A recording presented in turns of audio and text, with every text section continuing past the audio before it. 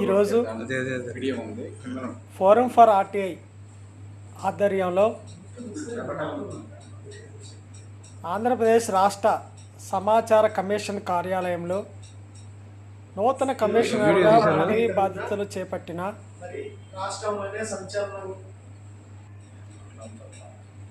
మరి రెహానా బేగం గారిని కలిసి శుభాకాంక్షలు తెలియజేశాం. ఈ సందర్భంగా కొన్ని సూచనలు మేడం గారి దృష్టికి తీసుకెళ్ళడం జరిగింది. అధిక సంఖ్యలో హీరింగ్ కేసులు ఉన్నాయి. వాటిని తగ్గించేందుకు మరి రోజుకి 20 నుంచి 25 కేసులు